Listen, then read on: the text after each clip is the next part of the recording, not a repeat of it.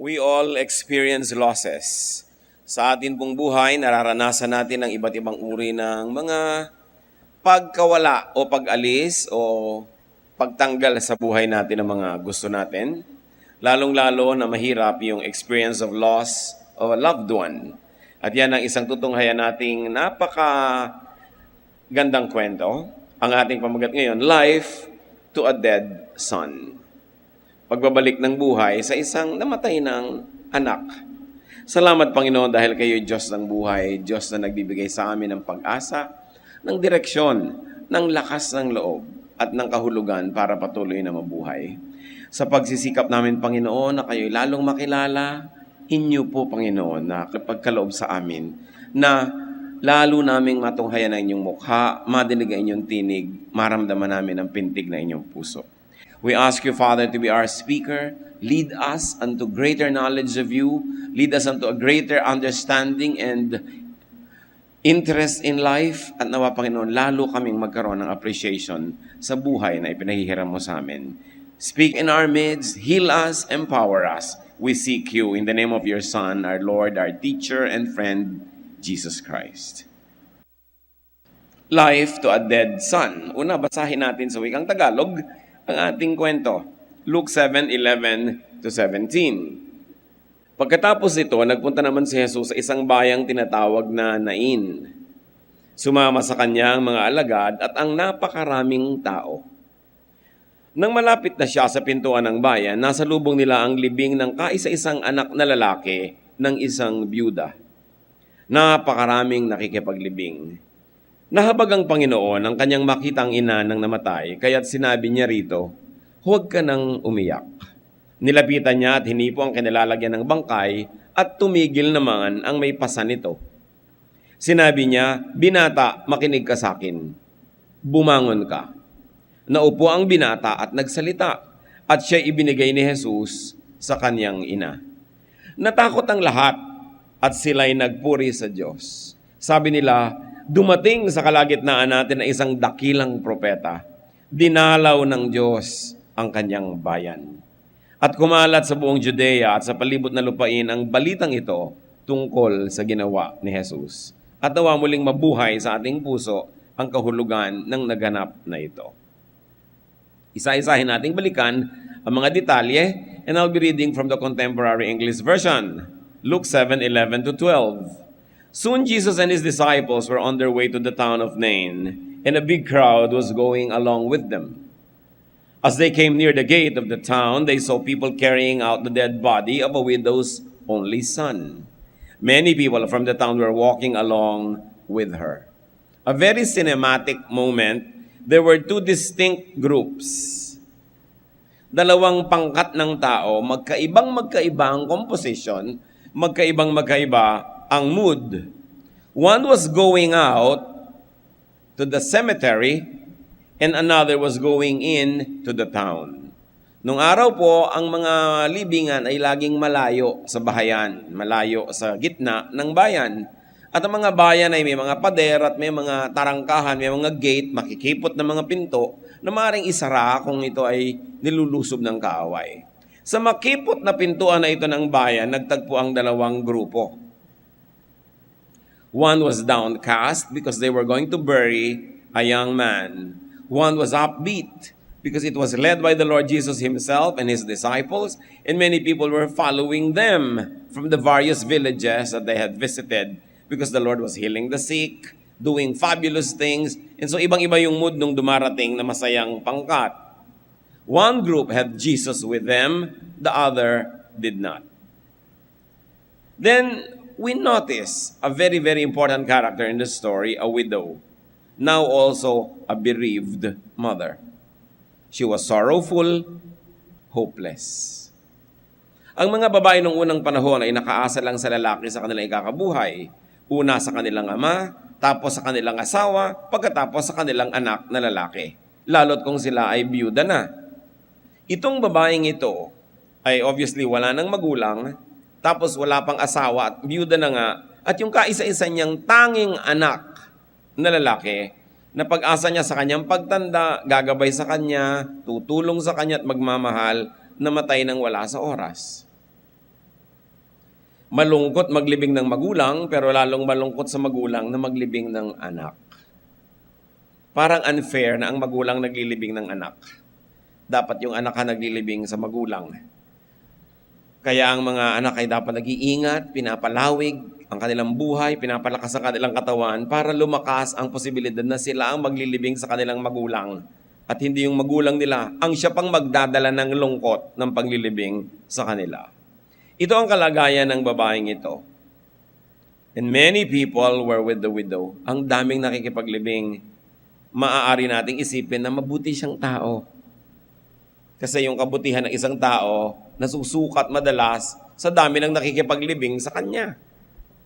So mabuti ang kanyang pakitungo sa kanyang mga kababayan, kaya marami ang nakikiramay, nakikipaghati sa kanyang kalagayan. The funeral party met the Lord on the way to the grave. Now, the story becomes exciting. In fact, it has become very interesting. What would Jesus do? Sariwang-sariwa pa sa alaala ng lahat ng mga bagong-bagong mga pangyayari. Mainit na mainit pa ang mga bali-balita tungkol sa mga ginagawang himala ng Panginoon, ang pagpansin niya sa mga taong di pinapansin ng mga religious leaders, ang pagbibigay halaga niya kahit sa mga tinatawag na makasalanan, mga puwera sa lipunan, mga latak, mga alikabok sa lupa ng mga tao. Yun ang pinapahalagahan ng Panginoon. At bagay na bagay sa ganong description ng babaeng ito. Walang kapangyarihan, walang kayamanan, walang pag-asa, kawawa. So, ano ang gagawin ng Panginoon? Luke 7:13, when the Lord saw the woman, He felt sorry for her and said, "Don't cry." Jesus very correctly felt sorry for the woman because the woman almost has no hope. Alang isang quality po ng Panginoon, napakamahabagin. Napakadaling maantigang damdamin. Lalo pag nakakita ng nagdurusa, lalong-lalo ko ang nagdurusang ito ay mga outcast ng society. Mga walang kakayanan para tulungan ang kanilang sarili, ipagtanggol ang sarili. And the Lord said, "Don't cry."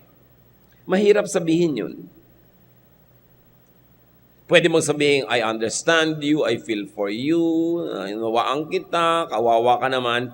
Pero pag sinabi mong don't cry, parang sinasagot mo na yung problema niya. Dahil bakit mo sasabihin don't cry kung wala ka namang gagawing dahilan para tumigil siyang umiyak? It was not an empty word. It was a promise. Verses 14 to 15 of chapter 7 of Luke. Jesus went over and touched the stretcher on which the people were carrying the dead boy. They stopped, and Jesus said, "Young man, get up." The boy sat up and began to speak. Jesus then gave him back to his mother. Kung kasama kayo sa libing na ito, anong gagawin nyo? Biglang umupo yung patay doon sa pinagbubuhatan na parang papag. Wala naman yung parang kahon na atauli. Yung kitang-kita siya. At alam niyo naman yung mga matay nung araw, talaga mukhang patay. Kasi hindi naman na may make-upan, di tulad ngayon. At usually, mga namamatay na yan, namamatay sa sakit. Ilang linggo nang naghihingalo, hirap na hirap, hindi nakakakain, mga payat na payat, lubog na lubog ang mata, butuhan ng mga muka. Yung talagang nakakaawa ang itsura. At kung gusto niyo pang isipin, nakakatakot. Biglang umupo. Kung kayo nagbubuhat, bibitawan niyo ba? At nagsalita. At sabi naman ng Panginoon sa ina, eto na, sabi ko sa iyo, huwag ka nang umiyak, uwi na kayo. Hindi natuloy ang libing dahil dumating si Jesus sa buhay nila. What the Lord did, especially if you studied it step by step, is very interesting. First of all, He took the initiative. Wala namang humingi sa Kanya na maghimala siya. Nahabag. At yung habag na yon, pinakilos niya para maging aksyon. Madalas mga kapatid, naaawa tayo. Pero anong ginagawa natin hanggang maawa na lang? Hanggang sabihin mong kawawa naman, bla bla bla. Si Jesus, yung awa niya, umuwi sa paggawa ng isang bagay. He touched the stretcher. Mula sa kanyang pangkat, Group A, lumipat siya sa pangkat, Group 2. Kasi kanina wala siya doon nandito siya sa kabila. He took the side of the bereaved. Remember, tumigil ang dalawang grupo sa tarangkahan ng gate kasi isang grupo lang ang pwedeng dumaan at a given time. So, nagkasalubong na ganon.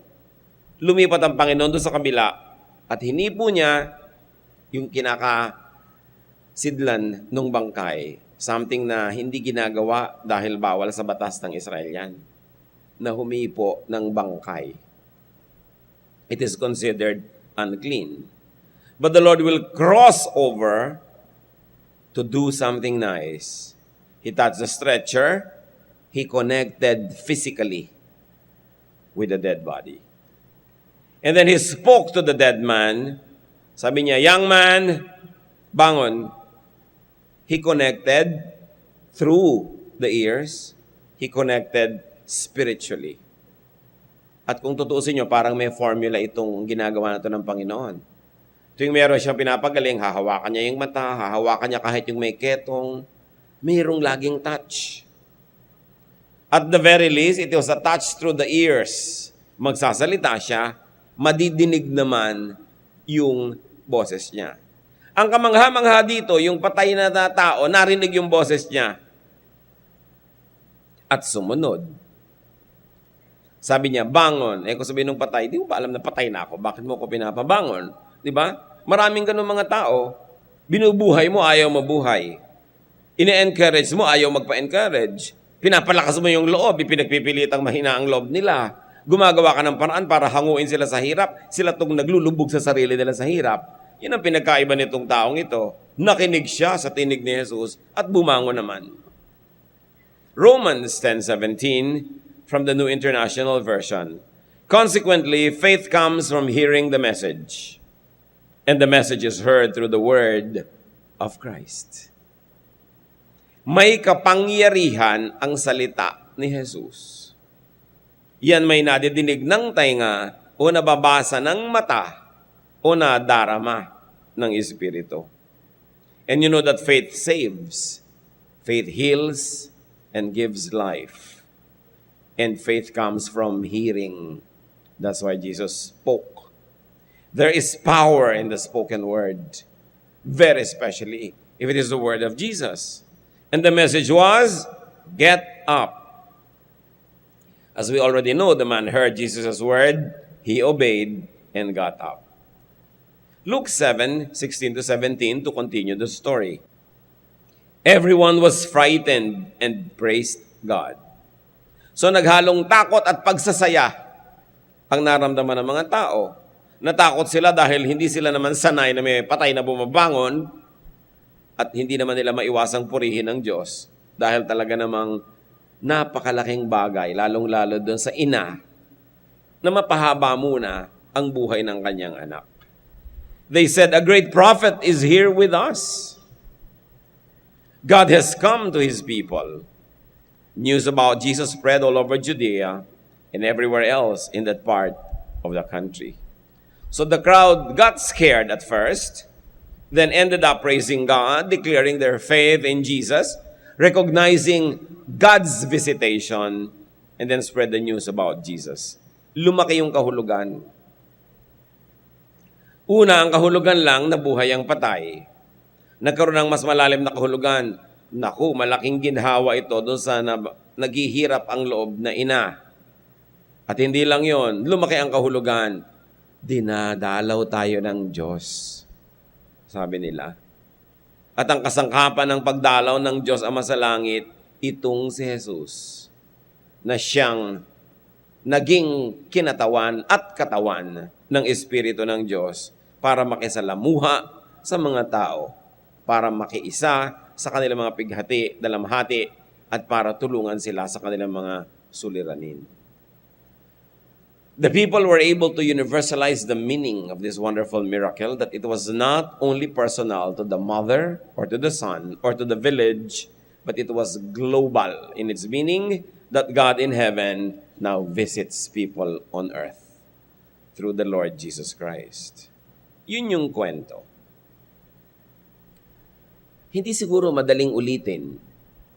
At hindi ko alam kung gusto nyong maulit kung kayo'y nakikipaglamay, halimbawa, o kaya ay may libing. Pero alam nyo ang kwentong ito, paulit-ulit na nagaganap sa buhay natin nang hindi natin napapansin. Bakit? Kasi marami ring kamatayan na nagaganap sa ating paligid na hindi natin napapansin. Meron tayong anak, meron tayong magulang, meron tayong kapatid, kaibigan, asawa na namamatay araw-araw na hindi natin napapansin. Ano yun? Loved ones could die many ways. Hindi lang yung nalalagot ang hininga at physically namamatay ang tao ang ibig sabihin ng mamatay. May mga taong namamatay pagka nawala na sila ng gana sa buhay. Nandyan sila pero walang gana. May mga taong halos ay namamatay kung nawawalan na sila ng dahilan para mabuhay. Nabigo siguro, iniwan ng pag-ibig, o kaya'y nangulila dahil namatay ang isang minamahal. Maraming tao ay halos patay din kung nawawalan sila ng direksyon sa buhay. Wala na silang hinahangad o minimithi. Wala silang sigla o gana na mabuhay. O kaya mga taong walang ligaya na nalalasap, walang pinapangarap, wala nang hinahangad, at parang wala nang dahilan para magpatuloy mabuhay. All these are forms of deaths. Just like the eyes can cry without tears, people can also die although they continue to exist. At anong kahulugan ng Panginoong Hesus dyan? Siya pa rin ang nagbibigay buhay sa namamatay. Mga pag-asang nawawala na naibabalik dahil narating ka ng salita ni Jesus. Mga kahulugan ng buhay na nawala na sana pero ngayon nagkaroon ng bagong misyon sa buhay dahil narating ng mga turo ni Jesus at hindi lang naman nakinig, sumunod pa tulad nung lalaki na ikinukwento natin. Tulad nung ina sa kwento, marami tayong mga lungkot. We could be like that woman. Maaaring kayo'y magulang, lungkot na lungkot kayo sa nangyayari sa inyong anak, walang direksyon sa buhay, itinatapon yung buhay para na rin siyang patay. Tulad din kayo ng ina na nagluluksa. Maaaring dinaramdam nyo ang nagaganap sa ilang taong mahal nyo na parang tinatapon ng sarili, wala nang pagpapahalaga sa buhay, o kaya sobrang laging lasing, wala sa sarili, sobrang laging bangag dahil sa drugs, hibang na hibang sa pag-ibig, itinapon na ang lahat ng mahalaga para lang habulin ng isang romansa. Maraming nagaganap niyan sa buhay natin. People die 1,000 deaths. And we mourn with them and we mourn for them. At itong anak na ito, mga kapatid, na namamatay, hindi lang yan ibang tao na mahal natin sa buhay. Pwede rin tayo yon. May namamatay sa atin pag pinapayagan natin yan. Minsan namamatay ang ating paniniwala sa anumang bagay kung lalo tayo maraming beses nang nabigo. Minsan namamatay ang ating pag-asa na makakaahon pa tayo sa buhay dahil ilang beses na tayong nalugi. Minsan namamatay ang pananalig mo sa iyong kapwa dahil maraming beses ka nang nadala. Namamatay na ang iyong puso sa pag-ibig dahil maraming beses ka nang nasaktan. Maraming beses din tayo namamatay. Hindi na physical death ngayon ang pinag-uusapan, kundi yung mas pang-araw-araw na kahulugan nito na ang tao ay pwedeng mamatay. At ang sagot sa kamatayan na yon, iisa pa rin ang Panginoon, ang Diyos. Ang pagdalaw ng Diyos sa buhay ng tao. That we could have direction and purpose again. That we can have happiness and we can dream again when the words of God operate in our lives. Pwede tayong mabuhay na muli. Sino sa mga mahal nyo sa buhay ang mayroong ganitong uri ng kamatayan na halos araw-araw dinaramdam nyong sinasamahan siyang maglibing ng kanyang sarili? Pag sinisira niya ang kanyang sarili, tumatalikod siya sa kanyang mga pananagutan, pagka lumulubog siya sa buhay, para siyang inililibing. At napakahirap sa isang nagmamahal na ikaw ay kasamang naglilibing at pinapanood mong unti-unting natatabunan ng lupa ang mahal mo sa buhay in a very meaningful way. And just like in the story, Jesus can help anyone in this situation. Jesus' visitation and words can give life back to our son. Whatever that son is. Jesus' visitation and words can give life back to ourselves, to part of our lives that had died. Kaya mahalaga na laging makasalubong si Jesus. Mahalaga na marinig ang kanyang salita. At ang totoo niyan, mula nung isinilang ang anak ng Diyos dito sa lupa, siya ang nag-initiate na lumapit sa atin.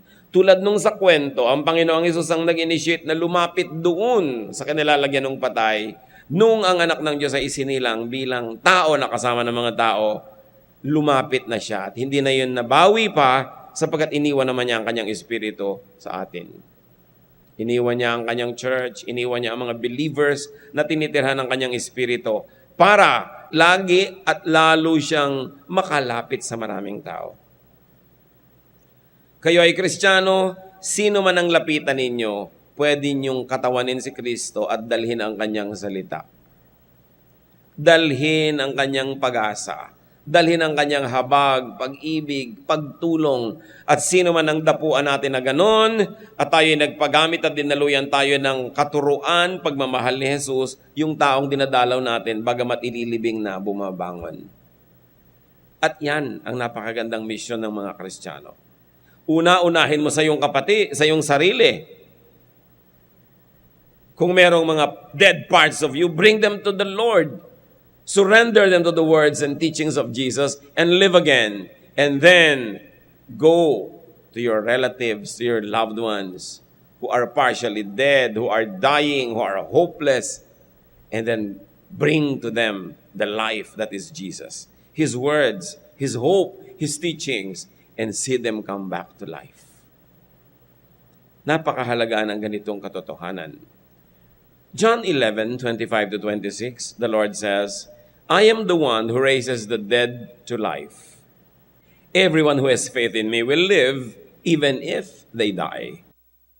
And everyone who lives because of faith in me will never really die. Malalim na mga pananalita. Sabi niya, ako ang nagbibigay buhay sa patay. Kung sino man ang namatay, pero nanalig sa akin, mabubuhay na muli. At kung sino man ang nabuhay na dahil sa pananalig sa akin, hindi na yun mamamatay pa. Dalawang uri na ng kamatayan na magkahalong pinag-uusapan dito. Dalawang uri din ng buhay. Una, yung physical. Na kung nananalig ka sa Panginoon, mamatay man yung physical body mo, mabubuhay kang muli in your glorified body. That is the central teaching of the New Testament. Pero meron pa, yung emotional and spiritual. That if you're emotionally and spiritually dead, when you believe in Christ and when you let Christ live in you, you will live again. And you will never die again, ever. Because the power of God is in you. Gaano karami sa atin ang nangangailangan ng power na ito? Lahat tayo. Kasi lahat tayo may mga kamag-anak, mahal sa buhay, kakilala na unting-unting namamatay. Physically and emotionally and spiritually. O kaya tayo mismo, may mga bahagi ng ating puso na nagsasara, hindi na tumitibok at namamatay. So death and life could also be spiritual and emotional. And Jesus gives life back. Why? Because Jesus means fullness of life. We need the visitation, the touch, and the word of Jesus. Kaya napakahalaga mga kapatid, faith, and then sharing. Now, the way for Jesus to get to people's lives is for Christians to bring Jesus to these people's lives. Magsishare ka, dadalhin mo ang mga tao sa Bible study, magpapa-Bible study ka sa kanilang bahay, share mo ng salita ng Diyos. Whether direct quotation o applied already in your life is very important. Bakit? Kasi araw-araw, ninanakawan at tinatangkang patayin ni Satanas ang bawat isa. John 10:10, a thief comes only to rob, kill, and destroy. I came so that everyone would have life and have it to the fullest. So, laging may sumisira ng loob natin. Laging merong nagbibigay sa atin ng lungkot. Laging merong nagbibigay ng dahilan para tayo mawala ng pag-asa, tayo ay mawala ng gana sa buhay. Pero sabi ni Lord, yan yung magnanakaw. Hindi ako yan. Kaya ako ay dapat ninyong bigyan ng puwang sa inyong buhay kasi ang ibinibigay ko ay buhay. At ang binibigyan ko nito, hindi kulang, hindi bitin. Kasi it is life to the fullest. Full yung life na yon, hindi lang religious life, physical life, emotional life, spiritual life, lahat. Complete yung person and personality. Mark 16:9, when Jesus rose early on the first day of the week, He appeared first to Mary Magdalene, out of whom He had driven 7 demons. Kubabawan ba naman kayo ng 7 demonyo, magkakaroon pa kayo ng masayang buhay? Miserableng buhay, malungkot na buhay, magulong buhay, maraming hapdi, maraming sakit, maraming kalungkutan, maraming lito, maraming takot kasi tinitirang ka ng mga impakto. Pero pinalayas lahat ni Jesus yun. Because life means you plus Jesus. Life yun. What is death? You and demons. Nagkakaroon ka ng death. No? Napakahalagang isipin that for you to have life, the demons in you have to be driven away. Now, they are not always literal demons. Ano-ano ba yung mga demons na hindi literal? Insecurity, fear, inferiority feeling, feeling of rejection and inadequacy. Halos lahat ng nagpapalungkot sa atin, nagbibigay ng depression in later life is a feeling of being underloved. Kaya maraming mga tao nagkakaroon ng mga depression, nagkakaroon sila kuminsan ng mga violent and manic depressions, suicidal tendencies, nagiging antisocial, nagkakaroon ng split personality dahil merong mga sugat ang damdamin nila that once upon a time, they were not loved enough. They were not accepted. They were not affirmed. They were not valued. Merong malaking puwang yun sa kanilang puso. At yung puwang na yun, maliban na lang na ipapuno mo kay Jesus, ay laging gustong punuin ni Satanas. Kasi merong vacuum.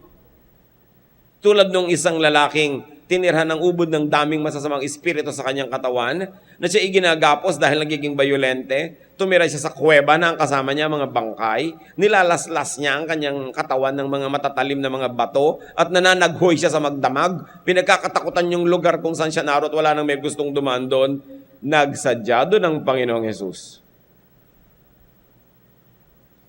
At pinalayas niya yung mga masasamang espiritu na naglipatan naman sa mga baboy. At nung nagbalikan yung mga tao, nakita nila yung kanina ay wild na possessed person na iba na. It was a dead man in many ways. That man was dead in many ways. But Jesus visited and spoke to him, touched him with his words, and he was freed. Nakita ng mga tao, he was already back to his own mind. And he was dressed because dati siyang naked. And he was seated there, restful. Samantalang dating balisa, kailangan ikadena dahil hindi mapakali at nagiging very destructive. Mga kapatid, ilang beses nangyayari sa buhay natin ito kahit hindi tayo possessed ng maraming mga impacto. Na nananaghoy ka, kuminsan walang sound. Pero nananaghoy ka talaga. Hindi ka makatulog sa gabi. Ang haba ng gabi. Parang ang pakiramdam mo, ikaw lang ang gising sa buong planeta. Maaaring napupuno ka ng takot, nervyos, kawalan ng pag-asa, halu-halong mga kung ano-anong mga, parang mga kumakalmot sa loob ng utak mo natin na torture ka. Na sa kauna-unahan namang sikat ng araw, nawawala lahat yon. Naiiba pag nag-umaga na. Kaya siguro yan ang mga tinatawag na aswang na naglalabasan paggabi. Yung aswang can be physical aswang, I don't know kung meron nun. Pero maaari siyang isang metaphor na inaaswang ka ng iyong guni-guni. Inaaswang ka ng iyong mga ideya, ng iyong mga imagination, ng kinakatakot mo, ng hirap ng iyong loob, ng iyong mga nerbiyos, ang iyong mga selos, kung ano-ano. Hindi ka talaga makatulog. Gusto mong kumanta ng Help Me Make It Through the Night. Naranasan nyo na ba yun na parang kailangan yung maitawid sa gabing iyon dahil ang hirap na solohin yung gabi? Na-isolate kasi tayo when spirits like this affect our minds. But Jesus came to visit this man, and the man was restful. Alam nyo ba kung gaano kahalaga yung panatag na loob? Hindi nyo yun maintindihan hanggang hindi nyo naranasang maligalig. Hindi nyo maintindihan yung ang sarap ng mahimbing na tulog hanggang hindi nyo naranasan yung ang hirap matulog. Pero ang Panginoon, siya ang sagot sa lahat ng ito. Kita na natin yung kwento ng possessed man na ibabigla ang buhay niya nung dinalaw siya ng Panginoon. Napahinga siya, nagdamit siya mula sa kanyang pagkakahubad, at tumahimik ang kanyang kalooban. He lived again. He got his life back. And what were the agents of deliverance?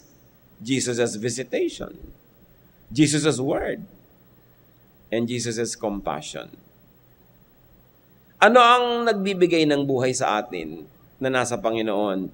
His love, His acceptance, His attention. Si Maria Magdalena, bakit na palayas yung 7 demonyo? Pwede niyong isipin na may 7 demonyo pinalayas. Number 1, layas. Number 2, layas. Or, maraming mga nagpapahirap sa kanyang loob na symbolically pwede mong tawaging demonyo. Maraming nagpapagalit sa kanya, nagpapalungkot, nananakot, pero lahat yun nawala nung siya ay minahal, tinanggap, at binigyan ng kalinga ni Jesus. What are we saying here, brothers and sisters? Kung meron kayong mga kapatid, anak, kilala, na wala halos pag-asa, sinisira ang sarili, nalulungkot, nalulumbay, naliligalig, natatakot, nagkakaroon na ng mga personality and mental problems, dala nyo ng pag-ibig, pagpansin, pag-unawa, pagtanggap, at isa-isang maglalaya sa mga impaktong gumugulo sa kanyang buhay. Because even psychiatrists and psychologists will tell you that many people have personality disorders only because they are not loved. Only because they are not given attention. Lalong-lalo nung bata at lumalaki pa lang ay walang natanggap na pagmamahal at puro rejection. Para siyang time bomb na sasabog later. Maglalabasan lahat yung kulang na yun sa buhay niya. Kaya nagiging masama ang ugali, masungit, magagalitin kasi hindi tumanggap ng pag-ibig. Ngayon, tapos na yung tapos na. Ano pang magagawa natin kung tapos na ang childhood nyo at hindi kayo tumanggap ng pag-ibig? Pero ngayon, tanggapin nyo ang pag-ibig ng Panginoon. At gawin nyo ang sarili nyong kaibig-ibig para hindi lang Diyos ang umiibig sa inyo, tao rin. At kung meron tayong mga kakilala, mga mahal sa buhay na alam natin may mga personality problems and disorders, pansin lang ang kulang dyan. At sabi nga nila, people need love, especially when they don't deserve it. Pag-ibig lang, pansin, atensyon. Kaya pwede nating dalhin sa ating tahanan ang pagpapagaling ni Jesus. Hindi lang nga biglaan, lalong-lalo kung malalim ang sugat na ginagamot. Pero si Jesus pa rin ang sagot dyan. Because love heals. Love gives life. Kaya payagan din natin ang mga mahal natin sa buhay na may mahalin. May magmahal sa kanila. Mayroong mga magulang napakararamot. Ayaw nila na yung anak nila magkaroon ng mahal sa buhay, magkaroon ng asawa. Siguro para buong-buong atensyon maibigay sa kanila. Pag namatay na yung magulang, nag-iisa na ngayon yung anak niya, walang magmamahal sa kanya, paano na siya ngayon? Kaya mahalaga na pinapayagan natin. Pinapalaki natin ang ating mga anak, mga apo na masarap mahalin, hindi mga brats, hindi mga nakakainis. Kasi kawawa naman sila pag nakakainisan. One of the best na maipamana natin sa mga bata, yung isang ugaling masarap silang mahalin, madali silang mahalin. Kasi kahit mawala tayo sa buhay nila, hindi sila malulugi. Hindi mauubusan ng mga taong susuporta at magmamahal sa kanila dahil lovable sila. Pero pag tinuruan mo ang isang tao na maging makasarili, maging mayabang, maging mapangmata ng kapwa, tinuturuan mo siya na kamuhian ng iba at magiging kawawa siya sa kanyang buong buhay. So siguro naiisip na natin mga kapatid ngayon kung sino ang mga patay sa buhay natin. Physically alive, humihinga, pero may iba't ibang uri ng kamatayan. Alam nyo ang sagot dyan. Gagamitin kayo ng Panginoon na instrumento para puntahan siya ni Jesus. Dadalhin nyo si Jesus sa Kanya. Magdadala kayo ng mga taong magdadala rin kay Jesus sa Kanya. Dadalhin nyo siya sa Panginoon at magkakaroon siya ng buhay. Lalong-lalo yung mga bahagi ng buhay natin mismo na nangangailangan kay Jesus. But remember, Jesus had already done His part. He has crossed over from heaven to earth. Nandito na siya sa ating piling at nagsasalita siya patuloy. Ang dapat nating gawin, pakinggan at sundin. Anong bahagi ng buhay nyo ang masasabi nyong parang naghihingalo o patay o matamlay? Pakinggan nyo ang sinasabi ng Panginoon tungkol sa bahaging yun ng inyong buhay at sundin siya. John 10:10, a thief comes only to rob, kill, and destroy. I came so that everyone would have life and have it to the fullest. Life is not a problem to be solved. Life is a gift of God to be enjoyed. So if you're not enjoying life, may kulang, hanapin nyo yun sa Panginoon. Kung hindi nag-enjoy yung mga mahal natin sa buhay, may kulang, tulungan natin silang makita yon. Kung minsan, tayo, yung sobra sa buhay nila, kaya nagkakaroon ng kulang ng kaligayahan. Marunong din tayo dapat na magbigay ng puwang, ng espasyo, na hindi natin dinodomina, dinidiktahan, pinapaandar ang buhay ng mga tao sa paligid natin para malaya nilang mahanap kung ano ang mahalaga sa kanila at kung ano nagpapasaya sa kanila. Maigsi ang buhay na ito, but it's always long enough to be meaningful. Sayang ang bawat isang araw, bawat isang gabi na naaaksaya dahil sa lungkot, dahil sa takot, dahil sa kawalan ng pag-asa. Lalong sayang ang isang buhay na hindi pa tinatawag ng Diyos, winawakasan na nung may katawan dahil nawala na siya ng dahilan para mabuhay. That's where Jesus is very, very relevant. Ano sa mga turo ni Jesus ang magpapagaling sa inyong iba't ibang uri ng karamdaman? Baka ang karamdaman natin, pride. Ang itinuturo ni Jesus, humility.